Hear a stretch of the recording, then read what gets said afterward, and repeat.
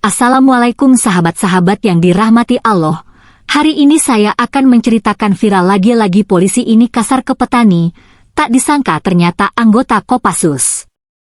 Namun sebelumnya saya sarankan untuk menuliskan sholawat Nabi Muhammad di kolom komentar agar kelak sholawat ini menjadi saksi di akhirat. Like dan subscribe ke channel ini sangat membantu menyebarkan dakwah Islam dan menjadi amal jariah. Matahari memancarkan panasnya tanpa ampun. Jalanan desa di wilayah pinggiran Kabupaten Kediri terlihat sepi, hanya sesekali terdengar suara burung dan mesin sepeda motor tua yang melintas. Di tengah jalan beraspal sempit itu, seorang pria paruh baya mengenakan caping lebar tampak mengayuh pelan motornya. Di belakang jok motornya, 2 karung berisi hasil panen padi tergoyang perlahan. Wajah pria itu coklat terbakar matahari, kulitnya penuh kerutan, namun sorot matanya tajam, tenang, dan mengawasi setiap sudut jalan. Tidak ada yang mencurigai siapa dia sebenarnya. Ia tampak hanya seperti petani biasa, salah satu dari ribuan warga desa yang setiap hari berjibaku dengan lumpur sawah. Namun hari itu, ketenangan itu seketika terusik. Dari kejauhan, sebuah motor trail polisi melaju kencang, memotong jalan dan berhenti tepat di depan motor si petani. Debu beterbangan.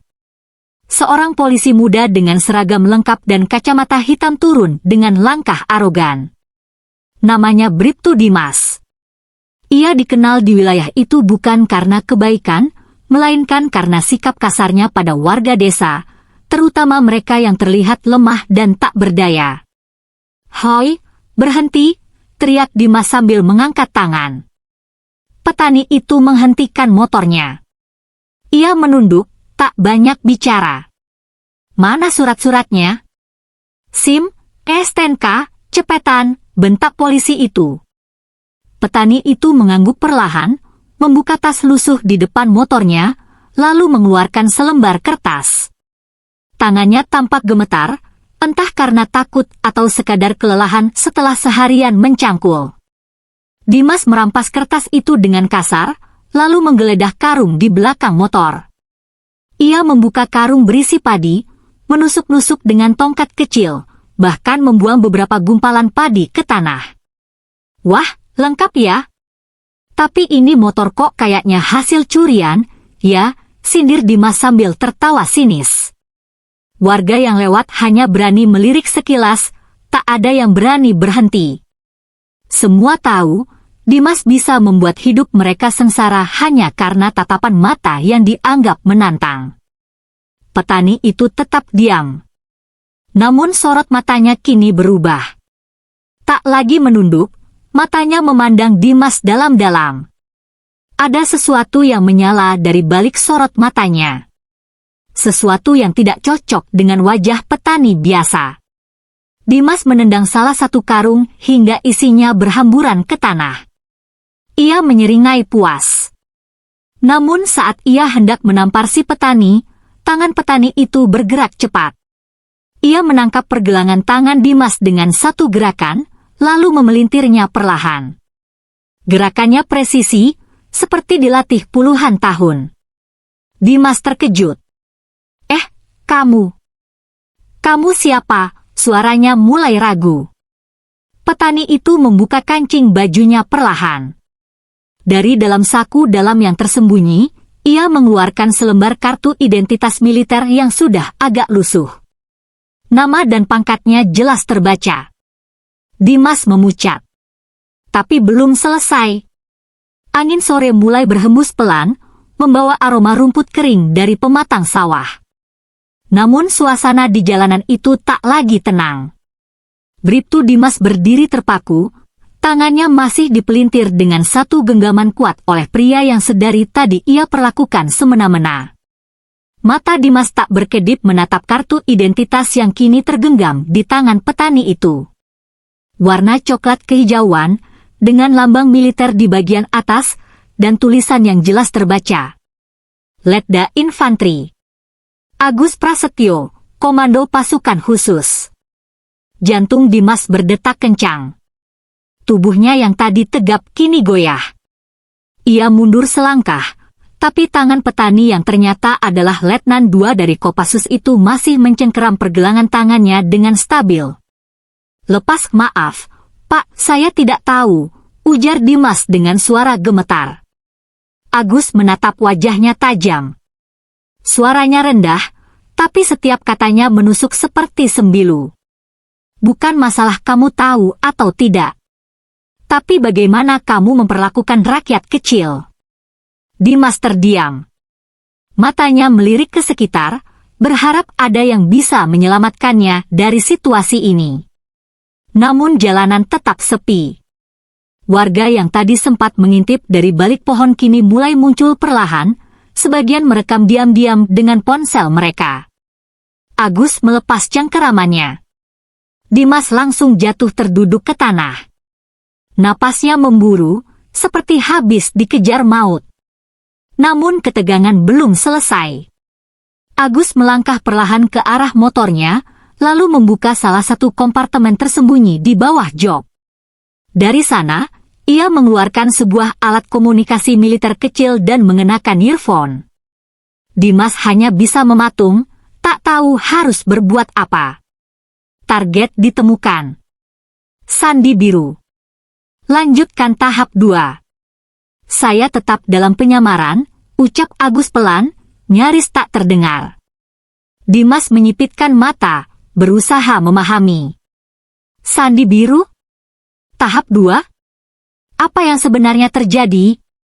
Beberapa detik kemudian, terdengar suara helikopter dari kejauhan. Suara itu mendekat cepat, angin mulai berputar di antara pepohonan. Warga yang berkumpul mulai panik, sebagian lari menjauh, sebagian tetap merekam dengan ekspresi bingung dan takut. Dimas mendongak ke langit. Helikopter hitam tanpa lambang resmi melintas rendah di atas kepala mereka. Agus berdiri tegak. Wajahnya kembali dingin. Namun di balik sorot matanya, ada sesuatu yang lebih besar sedang terjadi. Dan Dimas baru saja menyentuh salah satu titik paling sensitif dalam operasi militer rahasia. Helikopter hitam itu tak mendarat, namun hanya melintas rendah, seolah memberi tanda. Angin kuat dari baling-balingnya membuat dedaunan berterbangan, beberapa warga berteriak kecil sambil berlindung di balik pohon. Letda Agus berdiri tenang di tengah jalan, seperti tak terpengaruh angin kencang. Ia menatap ke langit dengan sorot mata penuh perhitungan. Sementara Bribtu Dimas yang masih duduk di tanah, kini benar-benar tak bisa berkata apa-apa. "Bangun," kata Agus pelan, namun nadanya tajam. Dimas berdiri terbata. Tangannya gemetar saat merapikan seragam yang berantakan. Tatapannya masih tertuju pada alat komunikasi di tangan Agus yang kini berbunyi lagi dengan suara pelan. Sasaran berpindah arah. 3 titik koordinat diamankan. Permintaan tambahan personel disetujui. Tim darat bergerak. Agus menyimpan kembali alat itu dan menatap Dimas. "Kamu pikir ini cuma soal kamu menendang karung padi," ucapnya dingin. Dimas menunduk, mulutnya bergerak-gerak namun tak satu kata pun keluar. Tiba-tiba, dari balik jalan kecil di arah timur, muncul 2 sepeda motor melaju cepat. Pengendaranya berpakaian preman, wajah tertutup masker, dan salah satu dari mereka membawa tas besar di punggung. Agus menoleh cepat. Matanya menyipit. Ia melangkah maju, berdiri di tengah jalan, menghentikan laju motor dengan satu gerakan tangan. Motor pertama berhenti mendadak. Pengendaranya kaget, nyaris terjatuh. Sedangkan motor kedua mencoba berputar arah. Namun sebelum sempat kabur, Agus sudah berlari. Tubuhnya melesat cepat. Ia menendang bagian depan motor itu dengan presisi. Motor terjungkal, pengendaranya terpental, tas di punggungnya terjatuh ke semak-semak. Dimas hanya bisa terpaku. Ia belum pernah melihat seseorang bergerak secepat itu. Bahkan dalam latihan kepolisian pun, ia tak pernah menyaksikan teknik sebersih itu. Agus menekan tubuh si pengendara ke tanah, mengunci tangannya ke belakang dengan satu gerakan. lalu dengan tenang membuka tas yang jatuh. Isi tas itu membuat semua yang melihat membelalakan mata. Bungkusan plastik besar, kabel-kabel aneh, dan sesuatu yang menyerupai detonator. Warga yang tadi masih merekam, kini berteriak panik dan lari menjauh. Dimas terdiam. Mulutnya terbuka, jantungnya berdegup keras. Letda Agus berdiri sambil memegang benda dari dalam tas itu. Ia menatap Dimas dalam-dalam. Ini, yang sebenarnya kami buru. Dan semua berubah. Dari insiden tilang, menjadi awal dari sebuah operasi militer penuh misteri di balik wajah desa yang tampak damai, suasana di sekitar jalan sawah berubah menjadi mencekam. Warga menjauh, sebagian memilih bersembunyi di balik pohon bambu, sisanya memilih menutup pintu rumah dan mengintip dari balik jendela. Desa yang biasanya sunyi kini mendadak terasa seperti ladang operasi militer. Letda Agus merogoh saku bajunya dan mengeluarkan benda bulat kecil seukuran kelereng. Ia menekan tombol di bagian tengahnya. Sebuah cahaya biru redup menyala, menandakan sinyal lokasi telah dikirim. Dimas yang berdiri tak jauh darinya mulai mengumpulkan nyali untuk bicara. Itu bom, Pak? Tanyanya terbata. Agus menoleh. Wajahnya tetap datar. Bukan sembarang bom. Ini bahan peledak berdaya tinggi, jenis yang tidak mudah ditemukan di pasar gelap. Dan yang bawa bukan orang biasa. Dimas menelan ludah. Ia menunduk, rasa bersalah mulai menyergap seluruh tubuhnya. Sementara itu, dua pria yang tadi mengendarai motor kini diborgol menggunakan kawat nilon yang diambil Agus dari saku pinggangnya. Salah satu dari mereka masih mencoba melawan. Namun dengan satu hentakan kaki ke perut, tubuhnya langsung terlipat dan tak berkutik. Agus lalu berjalan ke sisi semak tempat motor terjungkal, mengambil satu benda kecil lagi yang tertinggal. Sebuah chip memori. Ia mengangkat chip itu ke arah sinar matahari, lalu menyimpannya ke dalam kotak logam khusus di sakunya. Tak lama kemudian, suara kendaraan datang dari arah utara. Sebuah mobil taktis hitam tanpa plat berhenti di ujung jalan. Dua pria berpakaian sipil namun bersepatu bot militer turun cepat dan memberi hormat. Target 2 sudah ditangkap. Barang bukti aman. Siap geser ke titik koordinat berikutnya. Ucap salah satu dari mereka. Agus mengangguk. Ia menoleh pada Dimas. Kamu akan ikut saya. Dimas tampak kaget. Ikut kemana, Pak? Ke posko. Kamu akan saya laporkan secara resmi. Tapi bukan hanya karena kamu kasar ke petani. Dimas terdiam. Melainkan karena kamu nyaris menggagalkan operasi yang melibatkan nyawa banyak orang. Suara itu begitu dingin, tapi juga penuh tekanan. Namun sebelum Agus melangkah, salah satu pria dari mobil taktis itu memberikan info tambahan dengan suara bergetar. Letnan, ada perkembangan baru. Koordinat ketiga menunjukkan pergerakan tak terduga. Ada sinyal pengalih. Mungkin ini jebakan. Agus menatap ke arah barat, ke bukit kecil yang mengarah ke perkampungan tua. Ia menghela napas perlahan. Siapkan tim. Kita bergerak sekarang. Dan hari yang dimulai dengan sebuah tilang, kini berubah menjadi perburuan besar yang melibatkan sesuatu yang jauh lebih mengerikan dari yang bisa dibayangkan siapapun di desa itu. Mobil taktis melaju pelan di jalan tanah berbatu menuju bukit di barat desa. Jalan itu jarang dilalui kendaraan. Hanya setapak kecil yang biasanya dipakai petani untuk berjalan kaki ke kebun. Kabut tipis mulai turun seiring sore yang berganti senja. Hawa dingin menyusup perlahan, menambah ketegangan di antara mereka. Letda Agus duduk di kursi depan. Matanya fokus pada layar kecil di tangannya yang menampilkan peta satelit dengan titik merah yang terus bergerak. Di belakangnya, Dimas duduk diam, menunduk tanpa suara. Wajahnya pucat. Ia masih belum sepenuhnya memproses kejadian sebelumnya. Kita hampir sampai, ucap salah satu anggota tim dari belakang, sambil mengamati layar pindaian sinyal. Begitu kendaraan berhenti, Agus turun lebih dulu. Ia memberi isyarat tangan, dan semua personel segera bergerak menyebar diam-diam ke arah semak dan bebatuan. Mereka mengenakan penutup kepala dan alat pengintai malam. Dimas masih ragu di dalam mobil. Tapi Agus melirik sekilas padanya. Keluar. Kamu di sini bukan lagi sebagai polisi, tapi sebagai saksi operasi yang kamu ganggu sendiri. Dengan berat hati, Dimas mengikuti. Kaki dan tangannya terasa lemas. Langkahnya kaku. Bukit itu sunyi. Hanya suara jangkrik dan desir angin malam yang terdengar. Tiba-tiba, salah satu tim memberi kode tangan. Agus mendekat pelan dan berjongkok di sampingnya. 3 orang. Bergerak ke arah barat daya. Bawa ransel. Salah satunya bersenjata. Agus menarik napas. Kita dekati diam-diam. Jangan ada tembakan kecuali sangat terpaksa. Tim mulai bergerak. Dimas tertinggal beberapa meter di belakang, mencoba menyeimbangkan langkahnya di tanah miring. Dari balik semak, mereka melihat sosok-sosok itu. Benar, 3 orang, memakai jaket tebal dan penutup kepala. Mereka tampak terburu-buru. Salah satu dari mereka membuka tas, memperlihatkan alat pemancar sinyal kecil yang tampak menyala. Bisa jadi itu pengalih. Mereka tahu kita datang, bisik salah satu anggota tim. Agus menatap tajam ke arah tas. Tangannya menggenggam pistol, tapi belum ditarik. Tiba-tiba salah satu dari ketiga pria itu berhenti. Ia berbalik, menodongkan senjata ke arah semak tempat tim tersembunyi. Terbongkar. Siap tempur. Seru salah satu personel.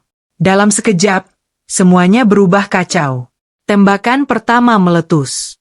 Dimas terjatuh dan berguling ke samping. Napasnya tercekat. Ia melihat kilatan peluru melesat, menghantam pohon di dekat kepalanya. Agus bergerak cepat. Ia melompat ke depan, menembak ke arah salah satu pelaku. Tubuh itu jatuh seketika. Namun 2 lainnya kabur membawa tas. Agus tak menyerah. Ia mengejar ke dalam hutan kecil di sisi bukit. Langkahnya cepat. Nafasnya teratur. Ia mengejar seperti pemburu yang mengincar mangsa. Tapi tiba-tiba, salah satu pelaku melemparkan sesuatu ke tanah. Boom! Ledakan kecil mengguncang tanah. Cahaya merah menyala dari balik kabut. Ledakan itu bukan untuk membunuh, tapi mengaburkan jejak. Asap mengepul. Agus berhenti. Ia berdiri, mengamati sekeliling. 2 pelaku itu menghilang, meninggalkan jejak samar dan sinyal pemancar yang masih menyala. Tapi tas mereka tertinggal. Agus mendekat. Ia membuka tas itu perlahan. Matanya membelalak. Di dalamnya, bukan hanya alat komunikasi, tapi foto-foto wajah. Dan salah satunya adalah dirinya. Wajah Letda Agus mengeras saat menatap foto dirinya yang ada di dalam tas itu. Potret hitam putih, diambil dari jarak jauh, tampaknya saat ia berada di markas beberapa bulan lalu. Tapi bukan hanya itu. Ada 3 foto lain. Wajah seorang pria paruh baya berjanggut putih. Wajah seorang ibu tua yang sedang duduk di warung desa. Dan satu lagi, wajah Bribtu Dimas. Agus menggenggam ujung tas itu lebih erat. Napasnya mulai berat. Ini bukan sekadar jaringan penyelundup, gumamnya. Mereka tahu siapa kita.